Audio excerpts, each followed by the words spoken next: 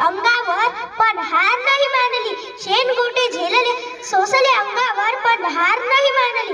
तुमच्यामुळेच सावित्रीबाई आम्ही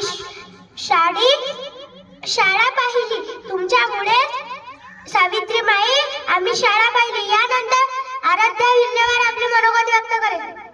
नमस्कार. सन्माननीय व्यासपीठ पूज्य गुरुजन वर्ग, सन्माननीय व्यासपीठ पूज्य गुरुजन वर्ग, चांदण्यांप्रमाणे चमकणारे माझे गुरुजन वर्ग आणि सूर्याच्या तेजाप्रमाणे चमकणारे गुरुजन वर्ग आणि चांदण्यांप्रमाणे चमकणारे माझे विद्यार्थी मित्र मैत्रिणींनो, सर्वांना माझा नमस्कार. माझे नाव आराध्या सुनील बिलेवार, इयत्ता 7वी. आज मी क्रांतीज्योती सावित्रीबाई फुले यांच्याविषयी 2 शब्द बोलणार आहे. मुलगी आहे कुटुंबाची शान, दोन्ही घरे करते प्रकाशमान. मुलगी आहे कुटुंबाची शान, दोन्ही घरे करते प्रकाशमान. बालिका दिन साजरा करूया मुलींचा सन्मान, करूया मुलींचा सन्मान. सावित्रीबाई फुले या भारतातील पहिल्या महिला शिक्षिका होत्या. त्यांचा जन्म 3 जानेवारी 1831 रोजी सातारा जिल्ह्यातील नायगाव येथे झाला. समाजातील स्त्रिया आणि दलित वर्ग शिक्षणापासून दूर ठेवले जात असताना सावित्रीबाईंनी शिक्षणाचा दिवा पेटवला.